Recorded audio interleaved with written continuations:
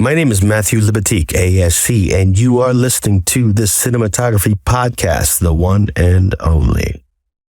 The following podcast contains explicit language. You're listening to the Cinematography podcast presented by Hot Rod Cameras, a program about the art, craft, and philosophy of the moving image and the people who make it happen. Coming to you from the world headquarters of Hot Rod Cameras in Hollywood, California, are your hosts, Ben Rock and Ilya Friedman. Hey everybody, holy crap, if you're watching this on YouTube, then you probably can already tell, but we have a guest co-host today, none other than our intrepid composer, Kays Al-Atrakchi. Kays, thank you so much for coming on. Hey, this is awesome. This is a great honor. I mean, wow, like I get to be actually people finally get to see what I look like. I mean, I guess they could have gone to your YouTube channel this whole time. You are the most multi-hyphenate of multi-hyphenates I know. You're an amazing composer, director, visual effects artist, and colorist. And yes. What else do you do? Tell the folks what else you do. Right now, I've just started like a real kind of weird hobby of like repairing old synths. I don't know. It just came out of nowhere, and I started like collecting vintage synths that don't work, and I started repairing them. So I don't know. I guess like I'm a hobbyist electronics repair guy. Oh wow. And I also want to point out to anyone who's watching us on the YouTube channel that for the first time in history, probably, there are two Alien Raiders posters, the movie that I directed and Kays composed the score for. We both have an Alien Raiders poster in our frame. There you go. Where? So before we hop in, we want to say we're very excited to have the legendary Matty Libatique on the show today, talking about Maestro, his Oscar-nominated cinematography in Bradley Cooper's Maestro. This marks Matty's fifth time on the show, making him our current reigning champion. Which means Fade and Papa Michael and Checo Varese, you need to kind of up your game and come on back. And I always say this, if you were to come to my house, there's one movie poster hanging and Matty Libatique shot it. I worship the guy's work. I think he's one of the best cinematographers ever. And now, Close Focus. We want to jump into our Close Focus. And Kays, since you are the guest co-host, I wanted to ask you what you wanted to be our Close Focus. I was going to talk about the BAFTAs and how, Hoyte van Hoytema, who was on the show last week, just won for Best Cinematography from the BAFTAs. And BAFTAs are precursors to the Oscars and, whatever. But you had something that you think is actually more important, and I have to agree. What is it? Take it away. Okay, so originally I thought, hey, why don't we talk about Elon Musk potentially buying Disney? Because I thought, why not? That sounds interesting. And then literally 30 seconds later after I mentioned that, all of a sudden there's this freight train that just came rolling out of nowhere called Sora. And this is a new video AI generation technology that it came out of nowhere. This is made from the same people that made ChatGPT. Yeah, it's OpenAI. Yeah. And the way I can describe it, because I've been following this stuff like for the past year, since it really kind of started emerging. And the best way that I can describe it is that up until now, all of the video generation that we've been doing with AI is being comparable to Atari Pong. And all of a sudden, and Sora looks like Grand Theft Auto 5. It's just kind of like all of a sudden, it just kind of caught everybody by surprise just because of the fact that it just looks like the real deal. Now, obviously, there are artifacts that are still like weird kinks that they have to solve. And it hasn't been released yet. It's not publicly available yet. It's in a closed beta that only a lucky few are involved in right now, but the idea is that maybe in a couple of months it's going to be available on a wider basis. It will probably still be in beta, but it will probably be available to more people. And this is still the very, very beginning. I mean, we're still in the early days of this technology. If people listening or watching haven't really seen what Sora is capable of, or just Google Sora, Sora, and take a look at some of the videos that are being generated with this technology, because it's honestly really mind-blowing and a game changer. I mean, I think it is and it isn't. And, as you know, I'm a big fan of goofing around with AI and generating stuff with AI. And I think it does create some, the stuff it's creating is undoubtedly amazing. And they show you the text prompts. Also, they are obviously cherry picking the maybe 10 clips, and they're all extremely impressive. I'm not trying to take anything away from that. But, I wonder how many thousands of prompts, as someone who has done some prompting in AI generation, this, I feel like it is the most promising. And I watched one of the YouTube channels I watch, this guy, Marques Brownlee, who does tech reviews. He's like a tech vlogger. And he had a really good piece on it. And one of the things he pointed out, because like my complaint about it, about all AI is the same when people are like, they're going to replace us all. I'm like, okay, they're going to replace us all when somebody makes, Sophie's Choice or Schindler's List or, Django Unchained, and they do it all using AI. I don't believe that day is ever going to come fully. I think that there's already AI rife in everyone's work. If you use any of the major editing platforms, you're using AI probably all the time. I believe it's going to find its way more into VFX. And one of the things that Marques Brownlee talked about was the people who should be aware are people who do like stock photography. Like if you needed a drone shot of a beach, their drone shot of a beach looks like if you saw it in a project, you wouldn't even question it. And to me, that's the thing that's most impressive about it is kind of the unparalleled realism of the clips that they have shared. The realism, and when you see the human faces, like there's still a little uncanny valley going on with some of them. There's still some artifacting and, AI making up, hands where they shouldn't be and stuff like that, which we're all used to that. But I agree, it is hands down the best we've seen. I would also say that, going back to the early 90s when we saw Terminator 2 or Jurassic Park, we were like, oh, special effects people, practical effects are out of business because this stuff is too good. And here we are, 35 years later, and practical effects still going strong. And we all have an eye now when we see CGI, we know it. And when Midjourney first came out, for instance, I was blown away with that. And now I feel like if I see a Midjourney image, I know it, maybe not Midjourney specifically, but if it's Adobe Firefly or Midjourney or DALL-E, I can tell when I'm looking at an AI generated image. My assumption is we'll all be able to do that with video before we know it.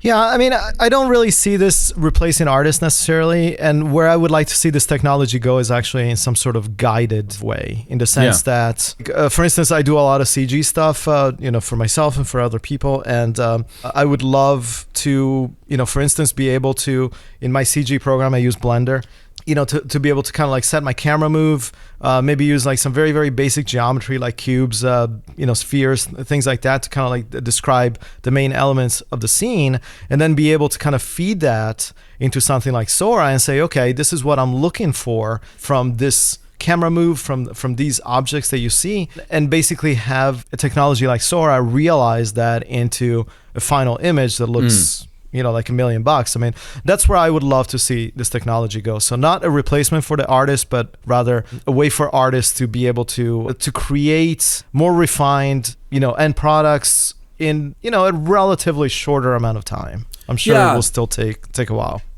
Yeah, I agree. And, like one of the people who I think is one of the best thinkers on AI in the creative workflow is Michael Cioni, who's talked about it a lot with his now in private beta Strata. He talks about how like what AI does best is take the load off of the artist. And so, yeah, I mean, I feel like if you were in Blender, I'm not the VFX artist you are, so I certainly lack the vocabulary, but if you're like, hey, I need woods back here, and if Sora could create a 3D woods for you, and you're like, ooh, I wish there were more pines. Yeah. Oh, I wish it was a mix of pine and oak.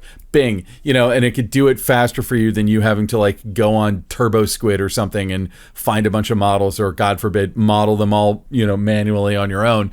I feel like it's going to lift that stuff. Also, I feel like, stuff like explosions, water dynamics, skies, sunsets, stuff like that. Like, it's going to be great at generating completely unique versions of that stuff. And, I expect to see this integrated into all of these platforms in some form or fashion pretty soon. Yeah, I mean, it could really be a game changer. And as I said, like, I think what caught people by surprise to the point where I clicked on the link, and all of a sudden I'm start looking at this video, and I need to check my calendar because I'm like, I didn't realize it was like April 1st already. Because I genuinely thought it was a joke, because we've been following Runway, we've been following some other AI generated videos. And, they've gotten better since the days of the Will Smith eats spaghetti video. But it's been like a very, very slow incremental improvement. And Sora, to me is an order of magnitude better quality than anything we've seen. And I think that's what's caught everybody by surprise. I don't think people even realize that OpenAI as a company was involved in video generation. Of course, it totally makes sense, but but we didn't know that that's what they were working on. Everybody that I know of is talking about this right now. No, and it's pretty amazing stuff. And I also am led to understand anyway that OpenAI, one of the things they're doing right now is kind of putting guardrails around the potential misuse of this stuff in terms of AI porn stuff, or it is an election year, and if you could make a very realistic version of one of the presidential candidates, I don't know, barbecuing a baby, and it looked exactly real, that could be a real problem. And the thing about it is, it does look good enough, and I think Marques Brownlee said this, it looks good enough that if you weren't expecting it, like if you just showed me the shots that they have there, I wouldn't have any reason to suspect most of it was AI, but also most of it is kind of mundane stuff, or like it looks good, it's eye-catching, but it's not like, again, it ain't Meryl Streep in Sophie's Choice. Like, I'll believe we're all screwed as filmmakers when I can actually be made to feel a certain way by an actor's performance that never existed, from an actor who doesn't exist. I don't suspect that's coming anytime soon, but I know plenty of people disagree with me, and I guess we'll just see who's right. Well, since you mentioned the guardrails that are trying to be put in place so that this AI is not used for evil purposes, I'm gonna tell you like a funny thing that happened to me recently. So I've been working on this TV show for National Geographic, and it's I'm doing like a bunch of like visual effects for them, but they're kind of invisible visual effects in the sense that obviously it's all like nature scenes and things like that they're asking me to kind of like paint some stuff out. And I've been using the Photoshop, the AI generated content filler to be able to kind of fix things and build background plates, and it's worked fantastically. So I've been working recently on this shot that had this little piglet running around, and the piglet apparently had just like taken poop. So there was still like a little piece of poop like stuck to his butt. And I was asked, can you paint this out? And I was like, sure, I can do that. So I brought it into Photoshop, and I highlighted like the area around the piglet's little butt. And then I write the description, and I'm trying to be like very medical, like scientific about this. And I just write like pig anus. And all of a sudden I got this warning from Adobe. It says, oh no, they basically thought that I was trying to like generate some sort of like porn or something like that. So they forbid me from being able to like generate what I needed. And I thought it was like really funny because obviously guardrails are a good thing to have in place, but there are some instances where you're genuinely needing a pig anus, and sometimes it wouldn't allow me. Sometimes you just need a pig butt. I don't think we can go any deeper on this now. Let's go ahead and get to the interview with Matty Libatique. The Cinematography Podcast interview. Matty Libatique, welcome back to the Cinematography Podcast. It's so great to have you with us again. It's nice to see you again, Leah. Thank you. You've got a little movie called Maestro. It's not little at all. As a matter of fact, it's nominated for some Academy Awards. You're nominated for an Academy Award for this movie. Congratulations. The movie is beautiful. It's great. Okay, so I know this was a really quick movie. It came together like overnight. No, I'm kidding, of course. It was in pre-production and preparation and testing for like 6 years. Can you talk a little bit about, 6 years, is this going back to does this predate or very close to the same time as your last collaboration with Bradley Cooper? How long has this been going on? Well, it's basically, we started to talk about it around the award season during that year. Mm-hmm. So around award season, surrounding A Star Is Born, he had started to talk to me about his next project, that he wanted to do this film about Leonard Bernstein. There was no screenplay at that time, but there's a lot of ideas going through his head and how he wanted to approach it and how he saw things. And that changes over the course of time. I would say it was 5 years before we started to actually prep the film in a traditional way. But from 2019 to 2020, different ideas would come. And I think we maybe shot our first test in 2019 or earlier 20. And then we ended up shooting another one after the shutdown. And it was just a luxury, I guess, to have that time to look at different things and to actually, hear his ideas out and hear the creative mind, the vision sort of evolve within Bradley and and just be there for it. So you could see, like, remember when we thought it was going to be this? Well, now it's this. So it's pretty cool. Like, it's pretty cool to be a part of. Yeah, it's a beautiful, beautiful movie, and there's no wasted shots. I don't know how else to describe it. There is not a single wasted shot. Every single shot has so much intention, it's so much direction and reveals information. I think this is going to be an unpopular choice, what I'm about to say, but I think possibly my favorite sequence in the movie is the montage between the past, the far past and then the 1970s. There's like, I want to say 5 or 6 shots that are kind of strung together, basically from the moment you've got Sarah Silverman and Carey Mulligan in the park to then the transition to color. And it's like shot after shot of sort of like, I want to say the salad days of like the Bernsteins, sort of like being together with their kids and sort of like, this combination of work. And then there's this incredible dissolve that sort of happens with Felicia standing in the wings of a performance from, one time to another. Every single one of those shots feeds so nicely into the next. I'm curious, how did that little sequence, which seems like it could have just been so inconsequential, boom, it's one time period, boom, it's the next. How did that 3 minutes of beautiful screen? I think my favorite shot in that whole piece is, again, Felicia in the wings, and you have the silhouette of Leonard conducting sort of cast over it. Can you talk just about this little montage, this little moment in the movie? Well, when you speak of her standing in the wings, that's sort of everything. That sort of is the metaphor of the film, really, in their life. Because it's a film about these two people and their lives together, the love affair that they had, and all the dysfunction that came with it. Her standing in the wings was basically the same thing she was doing in life.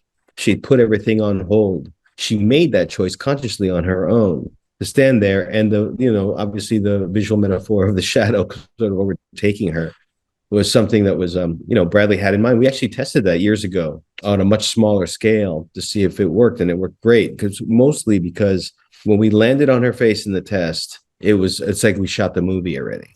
And, we were testing. We had Mark Bridges, the costume designer, testing clothes out. We had hair being tested. Kodak did some work, I think, on some of the prosthetics that were on her face to age her at that moment. And this is during a test. So when we came to the day, it was just like we were just reenacting something we had already did. But we spent a lot of time getting it right. We spent a lot of time trying to get the crane to not shadow, because it was crossing the front light that was hitting her. I mean, the front light that was creating that shadow was also about to create a crane shadow. So we were using a cue of blading a moving light while the crane was moving in. So we would sort of have to time it out so that the blade would be right just ahead of the crane. So we'd never shadow. And then there's a crossfade of lights above, so that by the time we got in front of her, all that light that was coming from behind camera before was gone. And we went with a higher source. So trying to blend all that stuff in was, from a lighting standpoint, tricky.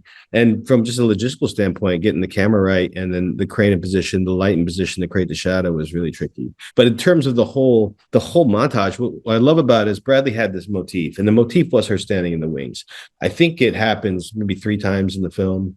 And most magically, I think it happens after the Ely Cathedral. And it was basically that. It's like that repetition and that concept that she's waiting in the wings. And that montage sort of speaks to that end sequence at Ely, because like you said, it was at the beginning where it was sort of the salad days of the Bernsteins. But, it's the salad days of everybody. You've gotten together, you're married, you're having your children, they're all young. You're sort of living this life with all this potential, and you still had years ahead of you.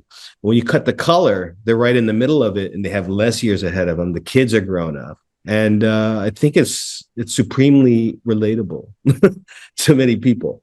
But yeah, it was really visual motifs that he wanted to that Bradley really wanted to incorporate into that montage. So there's more than one montage in this movie. There's some very distinctive ones. There's another one later in the movie where Carey ends up on the bed. Tell me about this montage. How did this one fit together? Well, there's 2 things that when I first read the first draft, when I first read it, there's 2 scenes that really caught my eye and my imagination, because they were sort of explained in camera. There's camera direction in terms of like God's POV at the beginning of the film, basically pulling Lenny into his destiny. The next one was this shot. We are in the midst of a daytime luncheon with Lenny's mentor, Kusevitsky, and his friend Aaron Copland and Felicia. And he's getting shit from the guy saying he can never be a major conductor with the name Bernstein. Felicia turns to him and says, I'd like to see all these things. And he was being criticized for all the theater he'd been doing. He thinks he should concentrate on being a great conductor. But Lenny had, he had a lot of loves. He had a lot of passions. He had a lot of ambition. So Felicia shows an interest in seeing some of these things and then just pulls him into basically away from that table into a transition into the St. James Theater in New York. And we're in a performance of Fancy Free, Jerome Robinson's Fancy Free, music by Leonard Bernstein. And then we're watching this ballet happen before us, and he's watching it.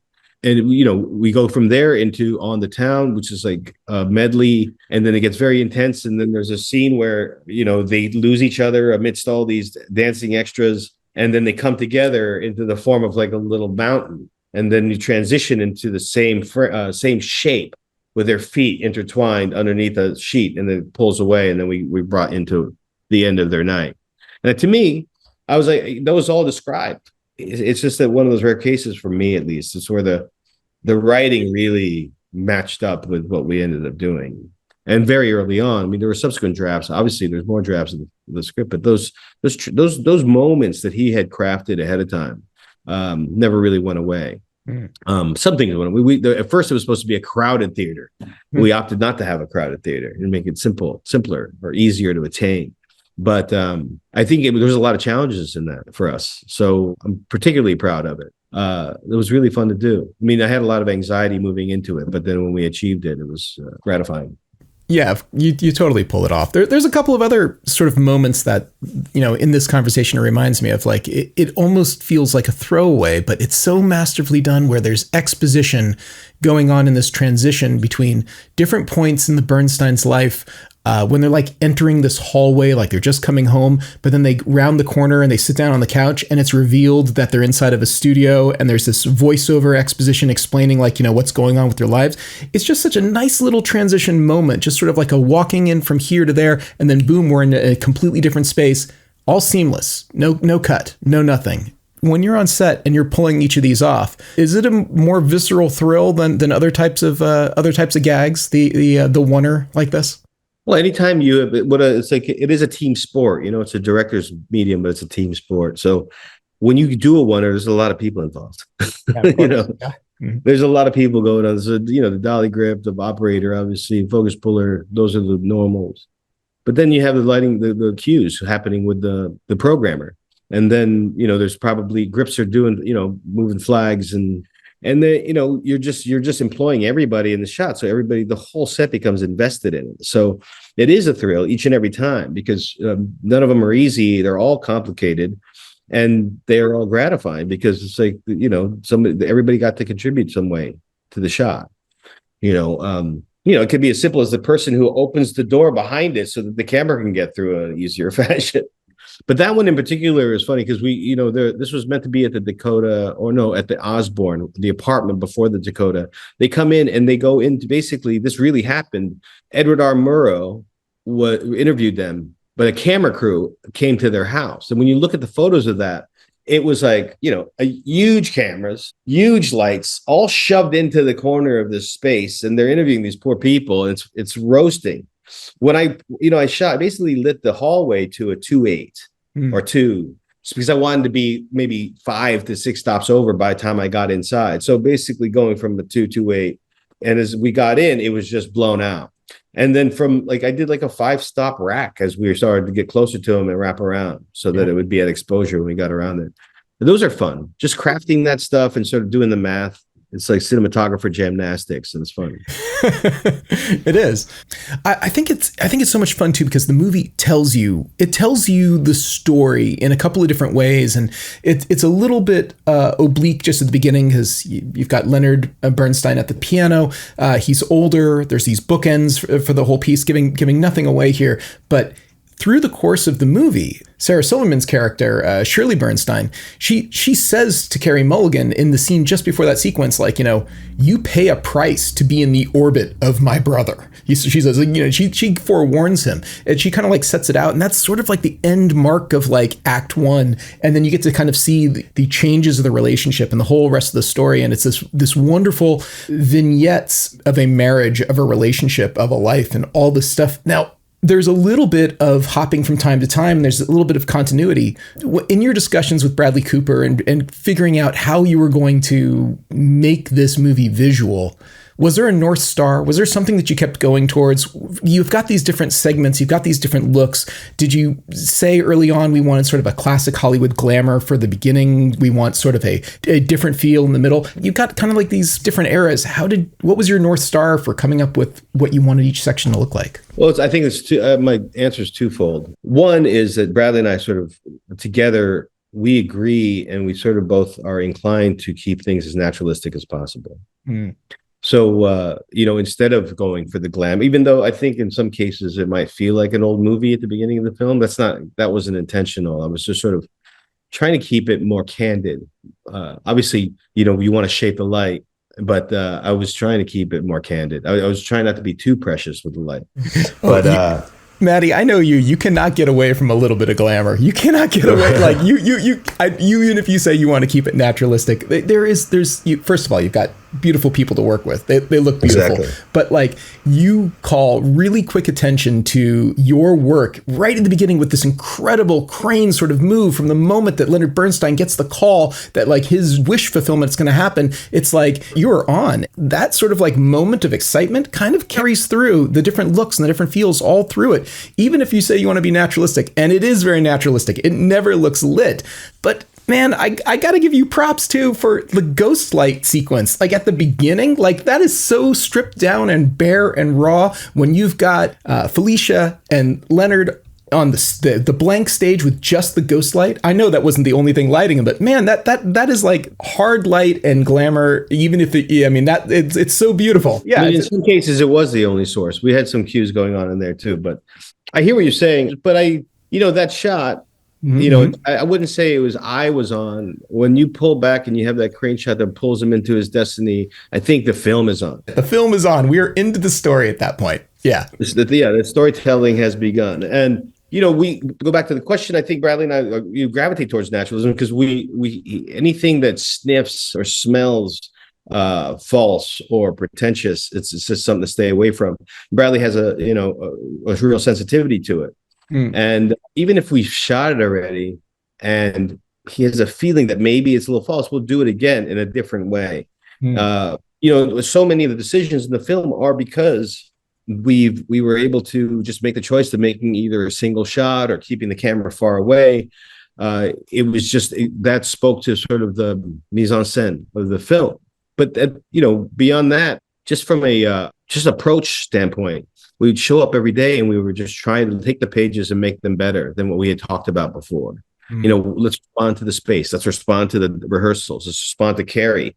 I mean, Carey, the cinematography of the film would not be as successful if it wasn't for Carey Mulligan, because she's able to carry an entire scene in a medium shot, a close-up, or a wide. And in one case, she does it in all three facets. When you push in on one of her dying days, you push in from a full shot to a close-up on a 100 millimeter lens. She holds the entire scene. And there's one cut back to her friends. It's just, it wouldn't be possible without these amazing performances. Yeah, and they are truly amazing performances. Tell me a little bit about the decision making between, is it an organic sort of like in the moment feel that when you say like, we want to carry this wide? Because wide is a bold choice. Wide, when you're on a 24 millimeter and your actor is 15 feet away, that's a different level of acting than if you're on a 90 millimeter and they're 18 inches from the lens. It's like it's a different level. What's the process of breaking down the wide performance versus the close performance, and is there any difference? I mean, you have to be the eyes of the director when you're on set there. When you got to be given feedback for his own performance. I'm assuming for a lot of the time. So talk about that choice of medium, wide, close, and sometimes all three in the same shot. Well, the move is one choice. So am I going to push in? Do I want to end tighter? Do I want to start wider because I want to see where I am? We did that a few times, but not many. I mean, what I like to look back on, a good example of what you're asking. There's a scene in the beginning when they meet for the first time. He's playing piano at that party in Queens, and they're outside the door with the party going on inside, and it's a 1:3:3 frame, and they're pushing the edges of it. They're just bantering back and forth. Half of it's improv and half of it's dialogue from the script. It's just going back and forth because they had this rhythm together. They could just keep going. Smash forward to Thanksgiving, and it's the same frame. They're no longer pushing it. There's space all around them, and the energy is a lot different, clearly. They've come a long way, and now they're at this place here. So, because Bradley's so editorially minded, he keeps in mind whether or not we're going to end a scene in a wide or start in a wide or end it in tight or start in a tight. So those are the conscious decisions, but they aren't necessarily made ahead of time. We respond to, like I said, the rehearsals. We respond to the space, and we respond to the light, and then we just react. And it's just very, I guess, for lack of a better word, it's organic. But I like to say it's his process, and it's a little unorthodox because there isn't a traditional shot list, and we don't do traditional coverage. There's no editorial options. He's like, what does Tarantino say? He's like he's a director, not a selector, and that's what Bradley does. Yeah, it sounds like a liberating way to work in some regards, because so much, I'm sure you've experienced this, so much of the job of the DP is sometimes to cover someone's ass. It's like, well, I don't know how we're going to get out of here. We better do it a couple of different ways. But there's no covering your ass. It's like you making a choice. You're going for it, and it's going to work or it doesn't work. Is there any situation where you guys did something and you went, you know what? We got to redo this. we got to go back and do it again because we only had it the one way. Or have you guys been batting 1,000 from the get go? You get it. You don't even know if you're batting 1,000, but we did know we were making choices, and it was the same way we did it the first time we worked together. I remember once we were shooting Anamorphic, and we were doing a shot where she's walking through the back of this is A Star Is Born, by the way, and we're following Gaga going out into the stage for the first time to sing Shallow. And there was something about like when you walk from backstage onto the stage at the Greek and you see the people, that's pretty fucking amazing. Yeah. But somehow we weren't capturing that. And I realized it's like I slept on it, and I called him that night. I was like, I know what the problem is. We need to switch to a spherical lens. The spherical lens is going to make it feel wider when we get out there. It's going to make it feel bigger. It's not going to feel compressed. And we did that. We went and reshot it. And we both felt that it was wrong. So we were trying to figure out what we would do better. And in this case, we would do similar things. Like when we shot Ely, for example, we shot for a couple of days. And what's in the movie is essentially some cutaways, but off of a oneer that we did the second day.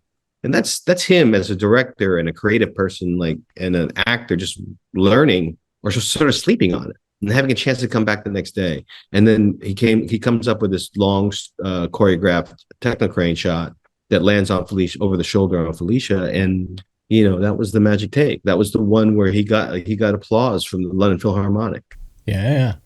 And forgive me, I can't recall everything from your filmography since Pi, but was this the most you got to work in black and white in a long time? I'm trying to think of another. Yeah. No, that was it. I haven't worked this much in black and white. Damn. Well, it's really fun. I love some of the black and white sequences in particular. There's a night exterior right before they go into the party with, I want to say, a bus coming into the foreground. And it's like dark shadows and street lights in the distance and that sort of stuff. It's just gorgeous. It's just gorgeous to see that real black and white and real intention and style. Did you guys have a list of black and white movies or photography or anything like that you referenced when you wanted to really, that whole sequence, that the whole beginning of the movie, I think just kind of sucks you in and sets you up for the rest of the ride? Were there any other references? I'm sure Pi was probably not a reference. It's a very different black and white looking Pi. So tell me about you say that. I mean, I put together some references of black and white so we can get on the same page about how to approach the black and white. I put together an Apple album of frames from movies, from like Ida to Manhattan, The Sweet Smell of Success. You name it. What do we want? Yeah. Nothing really saying to him. It just it didn't. But when we started looking at still photography, I mean, specifically like Elliot Irwin, and then there was some really candid stuff that a man by the name of John Gruen photographed and interviewed them on vacation in the late 60s when they were in southern Italy on vacation. He did a book called The Life and Times of Leonard Bernstein. Those photographs were so they're black and white and they're very candid and very natural. So between those two, and then I always have the long-standing sort of memory of all my Roy de Carava images. So I think, those are my guiding lights for the work. It wasn't necessarily films. I mean, we just didn't see one that looked like what we wanted to look like. Sure. Yeah, I got it.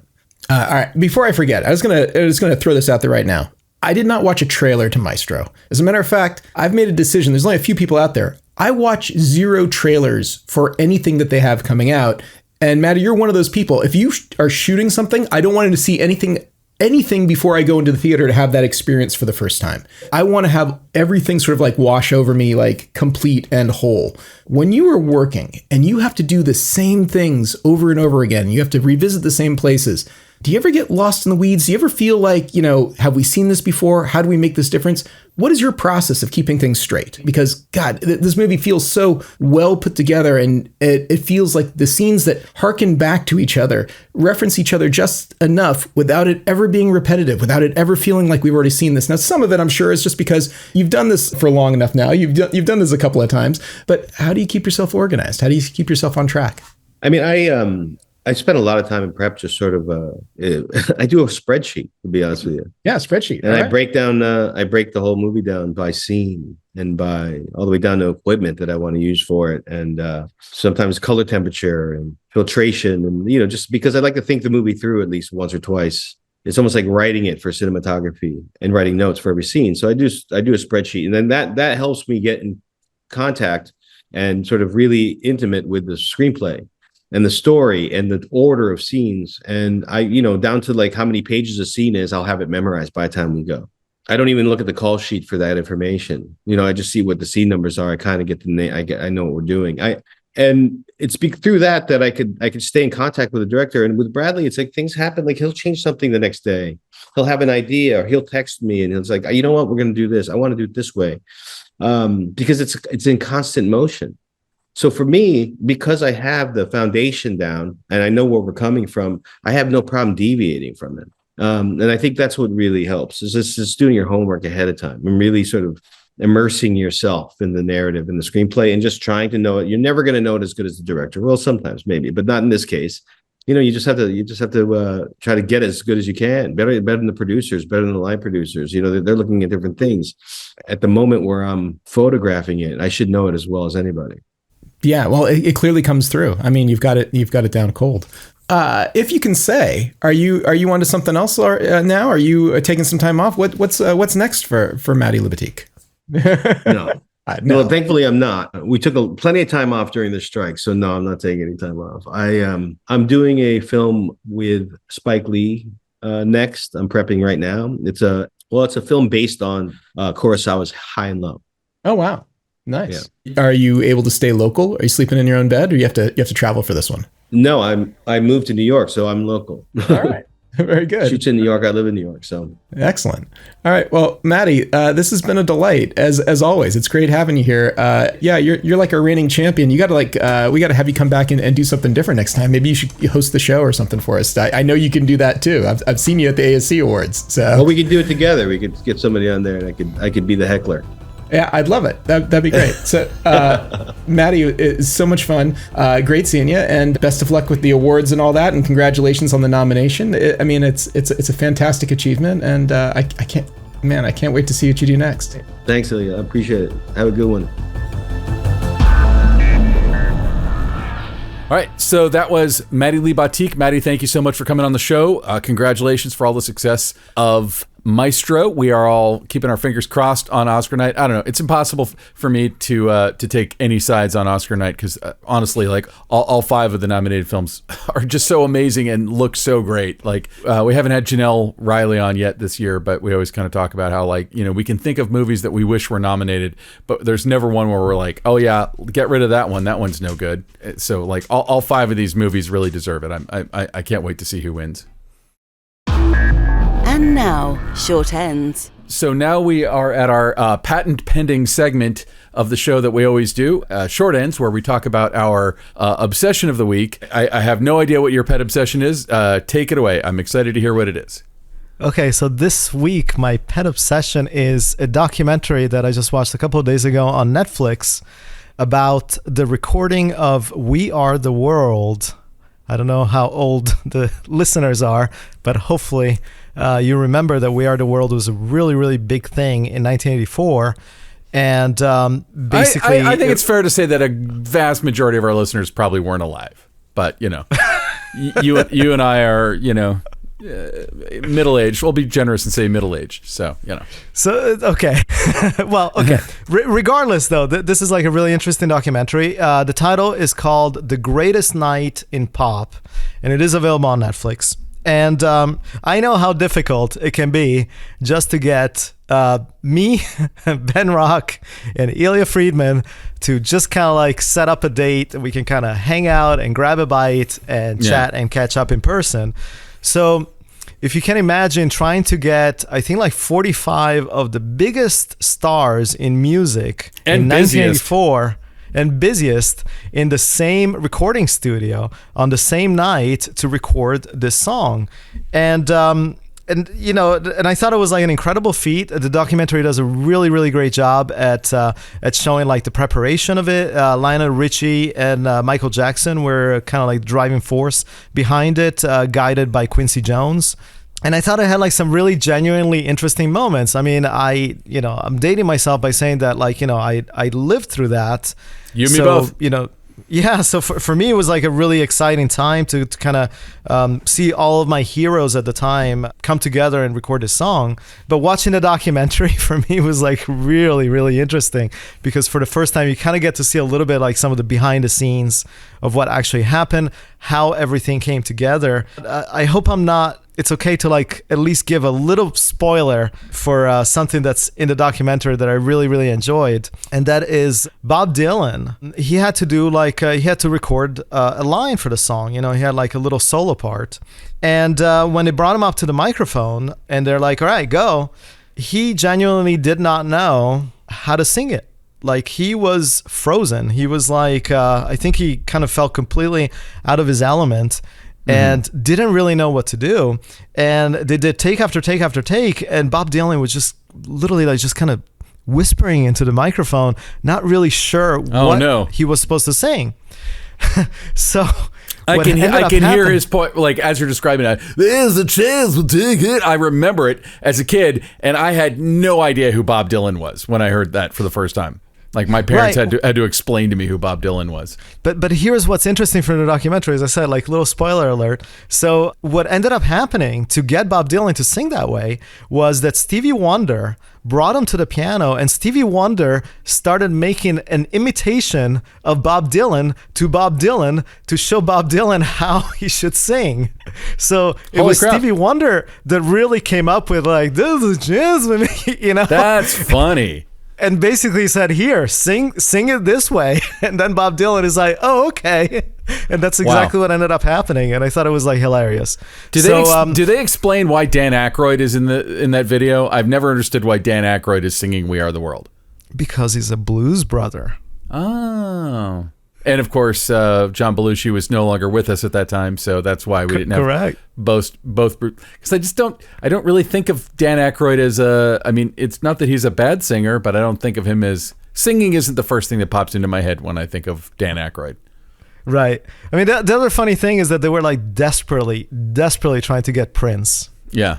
And they were trying every which way, and the only way that they could get all these artists in the same city here in Los Angeles to show up at this recording studio was because the American Music Awards was happening that night. So, and Lionel Richie was presenting at the American Music Awards. So literally, as he gave out awards, he would like take people backstage and say, okay, as soon as you're done with this, head straight to the studio. A&M Studio, by the way, which for anybody that lives in Los Angeles, A&M Studios is where the Jim Henson studios are nowadays. Oh, that's so weird to think of that. I drive past that all the time.